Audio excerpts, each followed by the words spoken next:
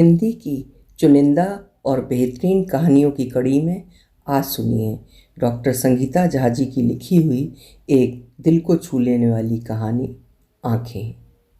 तो शुरू करें कहानी आँखें। दरवाजे पर किसी ने कॉल बेल दबाई।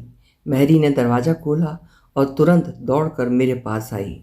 दीदी, ऑटो वाला आया है, आपसे मिलना चाहता है, आपको बुलाने को कह रहा है। मैंने बड़ी जोर से गुस्साते हुए कहा, बड़ा आया लाट साहब, मुझसे क्यों मिलना? जा कह दे मैं सोई हुई हूँ। महरी 2 मिनट मुंह खोलकर मुझे देखती रही।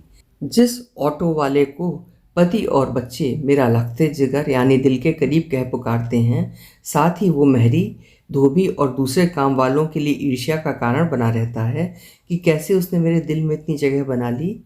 के लिए मेरी इतनी बेरुखी? अमूमन मैं इतनी रूखी नहीं रहती हूँ अपने लिए काम करने वालों से, इसलिए महरी भी आश्चर्यचकित थी। महरी ने बाहर जाकर नरेश यानी ऑटो वाले से कहा, मेम साहब सो रही हैं। नरेश परेशान हो जाता है क्योंकि वो मेरी दिनचर्या से बड़ी अच्छी तरह वाकिफ़ है। बेचारा पूछता है, अरे क्या हुआ मैडम की तबीयत तो ठीक है ना? ये उनके सोने का समय तो है नहीं। कोई बात नहीं, मैं बाद में आ जाऊँगा।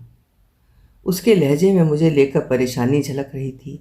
मुझे समझ आ रहा था क्योंकि मैं उसकी आवाज़ सुन पा रही थी, लेकिन मैं तो उस दिन एक दूसरी ही दुनिया में मग्न थी। मैरी को भी मेरा व्यवहार समझ में नहीं आ रहा था। 1 घंटे बाद फिर कॉल बेल बजी और इस बार मैंने दरवाज़ा खोला, पाया कि फिर वही ऑटो वाला। मैंने बड़ी तल्खी से पूछा, क्या है, जल्दी बोलो। ऑटो वाले की चमकती आंखों का रंग बदलने लगा। उन आंखों की तो मैं दीवानी थी, लेकिन आज मुझ पर कोई असर नहीं हो रहा था। मेरी बेरुखी देखकर उसकी आंखें शहीद होते बकरे की तरह मिमियाने लगीं और उसने धीरे से अपनी आंखों में बेचारगी लाते हुए गुजारिश की, मैडम थोड़े पैसे चाहिए। मैंने हिंदी फिल्म के लाला की तरह गुर्राते हुए पूछा, क्यों और कितने? उसकी आंखों में एक अलग सा अविश्वसनीय डर झलकने लगा और मेमने की तरह मिमियाते हुए उसने कहा, 10,000। मेरे अंदर एक भेड़िए ने जन्म लिया और मैंने अपनी आवाज़ का सारा वज़न 10 पर डालते हुए जवाब दिया, 10,000? पैसे मेरे यहाँ क्या दरख्तों में लगते हैं? मेरे मुंह से उर्दू का शब्द दरख्त सुनते ही फिर उसकी आंखों में हरकत हुई। उसकी ज़रूरत बहुत ज़्यादा उसके लिए मायने रखती थी। उसने अपनी मायूस आंखों के साथ धीरे धीरे बोलना शुरू किया, बेटी के 10वीं में 96% नंबर आए हैं, 11वीं में एडमिशन दिलाना है। फीस तो उन लोगों ने उसके नंबर देखकर माफ़ कर दी है। अभी तक का सारा सफ़र आप नहीं करवाया है। ये रुपए तो किताबों, ड्रेस और जूतों के लिए हैं। दे दीजिए मैडम, महीने महीने पिंकी बिटिया के ऑटो के किराए में काट लीजिएगा। मैंने अपनी जबान में और सख्ती लाते हुए कहा, कह दिया ना नहीं दे सकती, हमारे भी बच्चे हैं, उनकी भी फीस देनी है। इतना बड़ा झूठ बोलते हुए ना मेरी जबान कांपी और ना आंखों में कोई शर्म का पानी आया। मेरा ये रूप देखकर उसकी आंखें मुरझा सी गईं, लेकिन मेरा झूठा गरूर टस से मस नहीं हुआ। उसके मुंह पर ही मैंने दरवाज़ा बंद कर दिया। ऐसा पहली बार हुआ था कि मैंने किसी मुलाजिम, और वो भी जो मुझे बहुत प्यारा था, को इस तरह दुत्कारा था। यही ऑटो वाला जिसके लिए अक्सर मैं अपने ही घर में कलह मचाया करती थी। पहली बार उसके लिए ऑटो ले पूरे परिवार की कश्मीर ट्रिप का प्लान चूर चूर कर दिया था। तब हमारे पास ज़्यादा पैसे भी नहीं हुआ करते थे। कभी उसकी बेटी की सालाना फीस देने के लिए पति की नाइकी के हाई एंड जूतों का सपना धराशायी, तो उसकी दिवाली के लिए बेटी का पूरा बारबी सेट लेने का सपना तोड़ा था। ऐसे अनगिनत किस्से थे जिससे मेरे परिवार का दिल दुखा था। एक बार तो मेरे बेटे के गेम बॉय के लिए जोड़े गए पैसों से उसके बच्चों की स्कूल की ड्रेस ले दी थी। ये ऑटो ड्राइवर नरेश मेरे जीवन में अपनी आंखों की वाचालता की वजह से आया था। तब बेटी पिंकी लोअर केजी में थी। मैं उसके स्कूल के सामने खड़े हो उसके लिए स्कूल लाने ले जाने वाले ऑटो वाले को खोज रही थी। अचानक एक ऑटो वाला रिवर्स मार मेरे सामने आ अपना ऑटो रोक दिया। मैम कहाँ जाना है? उसका मुंह ही नहीं, उसकी आंखें भी वही पूछ रही थी। मैं एकटक उन बोलती आंखों को देखती रही। मुझे एकटक घूरते देख बेचारा घबरा सा गया और फिर उसकी पूछती आंखों में घबराहट के भाव देखकर मुझे भी हंसी आ गई। मैंने हंसते हुए उसे घर का पता बताते हुए चलने को कहा और ऑटो में बैठ गई। सारे रास्ते वो गुनगुनाता रहा। मैं सोच रही थी, है तो ऑटो वाला, घर पर बीवी बच्चे भी होंगे, उसके बाद भी इतने बेफिक्र, आंखों में इतनी कशिश। मैंने भी उससे, बल्कि कहिए उसकी आंखों से बात करना शुरू कर दिया। ऑटो कितने सालों से चलाते हो? उसका जवाब, मेम साहब 2 सालों से। इसके पहले एक मैडम का ड्राइवर था, निकाल दिया तो सोचा एक ऑटो हो तो अपने मन का मालिक हो जाऊंगा। बस फिर दोस्तों ने मिलजुल कर किराए के इस ऑटो का इंतज़ाम किया। तब से ज़िंदगी की गाड़ी ऐसे ही चले जा रही है। इतना ही नहीं, उसने मुझसे बराक ओबामा की presidential functioning, bitcoin, plane crash, यानी 2009 में घट रही सारी घटनाओं के बारे में विस्तार से बात की। मैं तो पता नहीं क्यों उसकी आंखों में इतनी खोई कि समय कैसे बीता पता ही नहीं चला, जबकि मैं पीछे बैठी थी और वो बार बार पीछे मेरी तरफ देख कर बातें कर रहा था। और कोई ऑटो वाला होता तो शायद मैं चिल्लाती कि सामने देखो, नहीं तो एक्सीडेंट हो जाएगा। लेकिन मैं तो सम्मोहक आंखों की दीवानी हो गई थी। इससे बस उसे सुनती जा रही थी। जैसे ही घर आया, मेरे मुंह से बरबस निकल पड़ा, मेरी बेटी को रोज स्कूल छोड़ोगे? मैं तुम्हें ऑटो खरीद कर दूंगी। खुद को भी आश्चर्य हुआ अपने इस निर्णय पर, लेकिन पछतावा कभी नहीं हुआ। घर पर कलह और भूचाल मचा। मैंने उस जमाने में ऑटो खरीद दिया। मेरी किस्त चुकाते चुकाते बिटिया मेरी LKG से क्लास 9th में पहुंच गई। ये ऑटो वाले नरेश अंकल उसके फेवरेट अंकल बन गए। हर दिन उसकी स्कूल की घटनाओं में ऑटो वाले अंकल जरूर रहते थे। कभी बताती आज अंकल की कमाई अच्छी हुई तो उन्होंने हमें आइसक्रीम खिलाई, तो कभी आज अंकल ने हमें स्कूल ग्राउंड में बास्केटबॉल खिलाया। ऑटो में आने जाने वाले सारे बच्चे अंकल के दीवाने थे और वो मेरा। हर दिवाली में उसके दोनों बच्चे मेरे ही यहाँ आकर आतिशबाजी का आनंद उठाते थे। उन चारों के नए कपड़े मेरी जिम्मेदारी हुआ करती थी। स्कूल खुलते उसके बच्चों की फीस, कपड़े, जूते और किताबें मेरी ही जिम्मेदारी थी। अपने बच्चों से ज़्यादा उसके बच्चों का रिजल्ट मुझे खुश किया करते थे। इस सारी प्रक्रिया में ऑटो वाले की आंखों की याचना, धन्यवाद और खुशी मेरा दिल जीत लेते थे। ऐसा नहीं कि केवल ये ऑटो वाला, बल्कि मैं बाकी काम करने वालों का भी बहुत ध्यान रखती थी। उस दिन मेरा ऑटो वाले को इतनी क्रूरता से मना करना घर पर सबको अखर गया। कुछ पलों के लिए तो मानो मातम सा पसर गया। मुझे ऑटो वाले की चमची कहने वाला मेरा बेटा भी मेरे साथ नहीं था। पति ने समझाया, अरे 10,000 क्या है, समझो एक अच्छी साड़ी ले ली। इतनी भी निर्दय ना बनो, तुम्हारे सिवा इसका है ही कौन। मुझ पर तो कुछ दूसरी ही खुमारी छाई हुई थी। मैं झल्लाई, आप तो कुछ ना बोलने तो अच्छा है, अपने काम से काम रखें।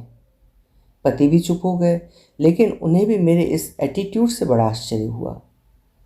अभी अभी पति का प्रमोशन हुआ था और पति अपनी कंपनी के CEO बन गए थे और मैं मैडम CEO।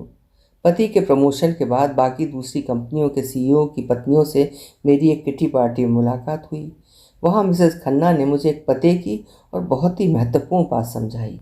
मिसेस खन्ना ने कहा, तुम भी ना दिन भर मेहरी, माली, धोबी और तो और ऑटो वाला करती रहती हो। पता भी है तुम्हें, हम आज जहाँ भी हैं अपने पूर्व जन्म के कर्मों की वजह से हैं। इनके पूर्व जन्म के पापों की वजह से ही ये सारे भोग भोग रहे हैं। You can not change their प्रारब्ध, डोंट डेयर टू चेंज। ये तो प्रभु की मर्जी है, इन्हें भोगने दो। मिसेस खन्ना की इस बात को मैंने पूरी तरह से आत्मसात कर लिया और तुरंत खुद को अपने सभी मुलाजिमों की ज़िंदगी से काट लिया, जिसकी शुरुआत मैंने ऑटो वाले का दिल तोड़कर की। उसके बाद मैंने पूरे दिन अपने पूर्व जन्म के कर्मों का आनंद उठाया, इठला इठला कर। घर में सब मुझे आश्चर्य से ज़्यादा घृणा की नज़र से देख रहे थे, लेकिन मुझ पर तो पूर्व जन्म के कर्मों की खुमारी छाई हुई थी। मेरा दिल कह रहा था कि पति का प्रमोशन भी मेरे ही पूर्व जन्म के कर्मों का फल है। अगले दिन की शुरुआत बड़ी झुंझलाहट से हुई। बेटी चिल्लाते हुए मेरे कमरे में आई, मम्मा ऑटो अंकल नहीं आए, मैं लेट हो रही हूँ। मैंने अपने चेहरे पर कोई भाव न लाते हुए कहा, नो प्रॉब्लम, पापा की कंपनी का प्राइवेट ड्राइवर आ जाएगा। बेटी दुगनी ताकत से चिल्लाई, उसके आते तक स्कूल का गेट बंद हो जाएगा, मेरा आज इंग्लिश क्लास टेस्ट है। मैंने अपनी आवाज़ में मधुरता लाते हुए कहा, अरे डैड किस लिए हैं, छोड़ देंगे, नहीं तो मैं हूँ ना।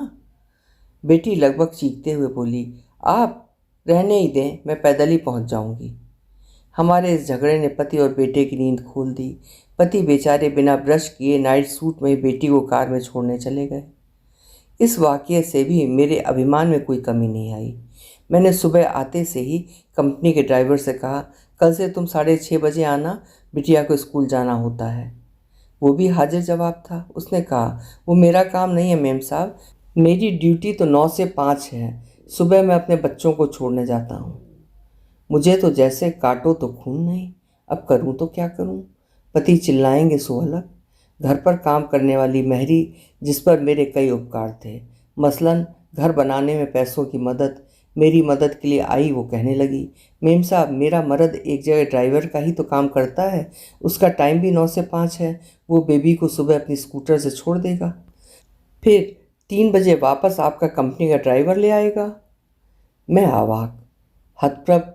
मेरी बेटी स्कूटर में स्कूल, बाप रे, वो मानेगी भी या नहीं। खैर, मैंने कौन सा ऑटो वाले को नौकरी से निकाला है। आज नहीं आया तो क्या, कल आ जाएगा। बिटिया को वापस लाने में कंपनी के ड्राइवर के साथ गई। रास्ते में उस ड्राइवर ने भी पूछा, मेम साहब आपका ऑटो वाला नहीं आया? आपकी दरिया दिली की चर्चा सभी जगह है। मेरे पुराने साहब ने भी बताया था कि उसका ऑटो तो भी आपने ही दिलवाया था। उसके बच्चों की पढ़ाई की फ़ीस भी आप ही देती हैं। मेरे भी 2 बच्चे हैं, आपसे मिलवाने लेकर आऊँगा। मैं चुप ही रही, क्योंकि उसका सुबह का जवाब मुझे अच्छी तरह याद था। घर आने के बाद भी बिटिया अनमनी सी रही। उसके बाद यही सिलसिला 5 दिनों तक रहा। रोज़ सुबह जल्लाते हुए पति छोड़ने जाते और आते वक्त कंपनी का ड्राइवर। ऑटो में साथ आने वाले बच्चों के पेरेंट्स के फ़ोन भी मुझे आते रहे, क्योंकि ऑटो वाले का फ़ोन स्विच ऑफ आ रहा था। मेरा भी पूर्व जन्म के कर्मों का भूत उतर रहा था। मैंने भी कई बार फ़ोन लगाया, लेकिन हर बार निराशा ही हाथ लगी। मेरे ऊपर चढ़े घमंड ने अपना चूल्हा उतार दिया। मन में ख्याल आया कि अगर पूर्व जन्म के कर्मों की वजह से मेरा जीवन इतना सुखमय है, तो मैं इस जन्म में क्यों अपने कर्मों को खराब कर रही हूँ, और वो भी उस व्यक्ति जिसकी आंखों की मैं दीवानी हूँ। मेरे ना करने के बाद किसी ने उसे देखा नहीं। रोज़ बेटी मुझ पर झल्लाती है कि मैंने उसके ऑटो अंकल का दिल क्यों दुखाया। 6वें दिन मैं बिटिया के स्कूल गई और वहाँ आने वाले सारे ऑटो वालों से बात की, लेकिन किसी को भी उसके बारे में कुछ मालूम नहीं था। सभी मुझे आश्चर्य से देख रहे थे कि मैं उनसे उसके बारे में पूछ रही हूँ। सारे ऑटो वाले मुझे एक देवी की तरह जानते थे, जो गरीबों के लिए कुछ भी कर सकती थी। उनमें से एक ऑटो वाले को उसका घर मालूम था। उससे मैंने उसका पता लिया। घर में सन्नाटा था, क्योंकि वो मेरा नहीं सबका चहेता था। सबसे पहले मेरे घर आता, पेड़ों में पानी डालता, मेहरी के हाथ की चाय पीता, उसके बाद बिटिया को ले जाता। कई बार बेटे के साथ क्रिकेट या बैडमिंटन खेलता। अगले दिन बिटिया के जाते ही मैं ऑटो ले उसी जगह पहुंच गई। कितना फ़र्क था मेरे ऑटो वाले और इस ऑटो वाले में। मुझे देखते ही इस ऑटो वाले ने बड़े ही सख्त लहजे में पूछा, कहाँ जाना है? मुझे ठीक से पता नहीं मालूम था। इससे पहले मेरे मलपल्ली बोलते ही उसने लगभग मुझे डांटते हुए कहा, सुबह सुबह ही मेरी बोहनी खोटी मत करो, इतना बड़ा मलपल्ली है वहाँ कहाँ। तभी मुझे याद आया, नरेश ने मुझे बताया था कि उसका घर एक मीनार की मस्जिद के पास है। मैं ज़ोर से बच्चों की तरह चिल्लाई, एक मीनार मस्जिद के पास। इस ऑटो वाले ने झल्लाते हुए कहा, ठीक है बैठो, इतना चिल्लाने की ज़रूरत नहीं है, बहरा समझा है क्या? मैं तो अवाक रह गई। जब से नरेश मेरी ज़िंदगी में आया था, कभी किसी ऑटो में बैठी ही नहीं। तभी आजकल सभी कहते हैं कि बाप रे, भगवान बचाए इन ऑटो वालों से, ज़बरदस्ती मीटर घुमा घुमा कर पैसा वसूल करते हैं। मन ही मन सोचा, किसी तरह मलपल्ली पहुंच जाऊं। अभी सोच ही रही थी कि जोर की कर्कश आवाज़, कहाँ देख रही हो? सामने है मलपल्ली, एक मीनार मस्जिद। मैंने भी गुस्सा दिखाते हुए कहा, ठीक है उतर रही हूँ, चिल्ला क्यों रहे हो? उसने फिर उसी ऐंठन में जवाब दिया, तुम्हारे से तुम्हारी भाषा में बात कर रहा हूँ, ज़्यादा भाव नहीं दिखाने का, पैसे दो और अपने रास्ते जाओ। मैं भी उलझने के मूड में नहीं थी। उसे 150 के बदले 200 का नोट दिया, बाकी पैसे लिए बिना आगे बढ़ गई। तो वो ऑटो वाला फिर चिल्लाया, बाकी पैसे तो ले जाओ। बिना उसकी ओर ध्यान दिए सीधे एक मीनार मस्जिद के सामने खड़ी हो गई। आने जाने वाले मुझे घूर घूर कर देख रहे थे, क्योंकि आम तौर पर मस्जिद में औरतें नहीं जाती हैं। तभी मस्जिद आते हुए मुझे अब्दुल ऑटो वाला मिल गया। उसने भी अपने दोस्त नरेश को 5 दिनों से देखा नहीं था। उसे मेरे और नरेश के बीच घटे वाक़ये का कोई अंदाज़ा न था। इससे मुझे नरेश का घर ढूंढते देख वो खुशी से खिल उठा और कहने लगा, आपके जैसी खातून तो सिर्फ जन्नत में सुनी है। खुदा आपके जैसा दिल सबको दे। ऑटो वाला 5 दिन नहीं आया तो आप उससे मिलने आ गई। अल्लाह आपको अच्छी सेहत दे। उसने मुझे नरेश की गली तक पहुंचा दिया और खुदा हाफिज कहता हुआ निकल गया। उसकी सवारी का टाइम जो था। नरेश की गली के सामने एक पान ठेले की बेंच पर एक मैला कुचैला दाढ़ी बढ़ा परेशान सा चेहरा दिखा। वो लगातार नीचे देख रहा था। एक पल को लगा कि ये तो नरेश है। मैंने आवाज़ लगाई, नरेश, लेकिन वहाँ से कोई जवाब नहीं था। हे प्रभु, मैंने क्या कर दिया? मुझसे बात करने वाली आंखों में मेरी पहचान तक बाकी नहीं है। पान ठेले वाले की आंखों में मुझे देखकर चमक आ गई और वो खुशी के मारे चिल्लाया, शैला मेम साहब। मैंने आश्चर्य से पूछा, तुम कैसे मुझे और मेरा नाम जानते हो? उसने जो जवाब दिया उससे मैं आसमान में अपने पूर्व जन्म के कर्मों पर इठलाने वाली महिला सीधे ज़मीन पर आ गिरी। उसने कहा, आपको कौन नहीं जानता? काश दुनिया का हर इंसान आपके जैसा बन जाता। आपने हमारे जिगरी दोस्त को जीना सिखाया है। इसके बच्चे हमारे बच्चों के लिए रोल मॉडल हैं। इसके घर में आपकी तस्वीर लगी है। ये लोग हमारी शैला मेम साहब कहते कहते थकते नहीं हैं। इस बार बस्ती की गणेश पूजा में आपको चीफ गेस्ट बुलाने का प्लान है। फिर वो अचानक ज़ोर ज़ोर से रोने लगा। ये पिछले 5 दिनों से यहाँ ऐसे ही पड़ा है, अपने घर भी नहीं जाता, किसी को कुछ बताता नहीं। इसके घर पर भी इसी तरह का मातम छाया हुआ है। मेरे यार को बचा लीजिए मेम साहब, हमको तो कुछ बोलता नहीं, शायद आपको बता दे। मुझे तो जैसे काटो तो खून नहीं। पान ठेले वाले ने एक लड़का मेरे साथ कर दिया। नरेश तो टस से मस नहीं हुआ। उसकी आंखें मुझे पहचानने से पूरी तरह इनकार कर रही थीं। उसके घर जब मैं पहुंची तो घर के अंदर पहली दीवार पर मेरी बड़ी सी तस्वीर टंगी थी। पास जाने पर पाया तो ये मेरा पोर्ट्रेट था। मुझे देखकर उसकी पत्नी रोते हुए मेरे पैरों पर गिर पड़ी। उसने जो मुझे बताया सुनकर मैं फटी की फटी रह गई।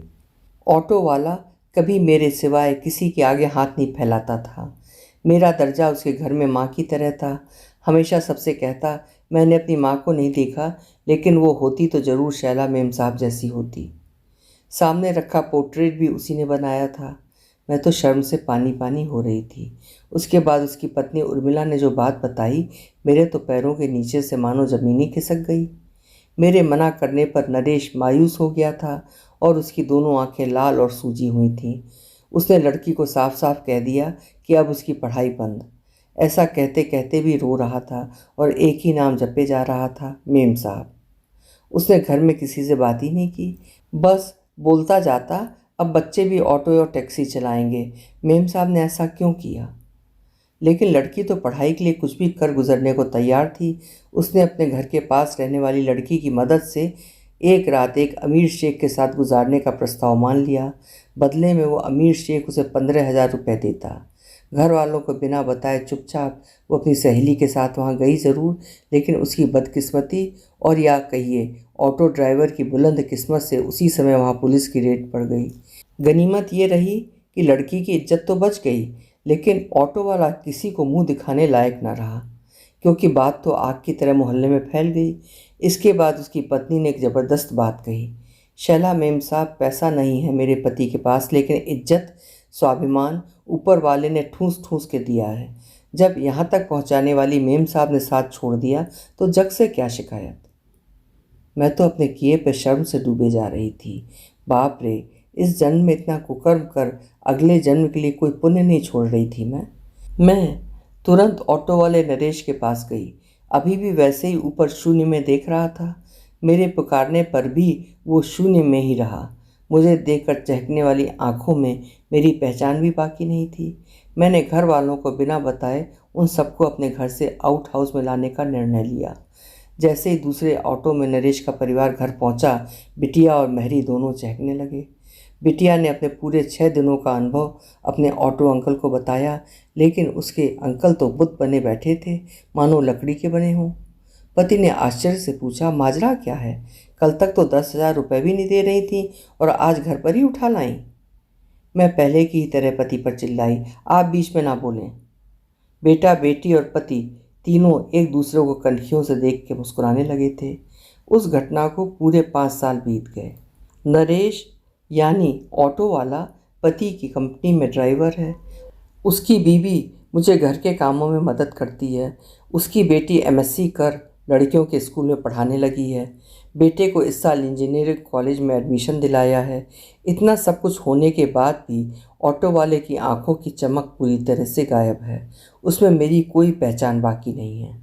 मुझे इंतज़ार है उस दिन का जब ये आंखें मुझसे फिर से बातें करेंगी। अभी आप सुन रहे थे डॉक्टर संगीता झा जी की लिखी हुई कहानी आँखें। कहानी आपको कैसी लगी कमेंट सेक्शन में ज़रूर लिखिएगा। कल मिलेंगे फिर किसी बेहतरीन कहानी के साथ। आपका समय शुभ हो।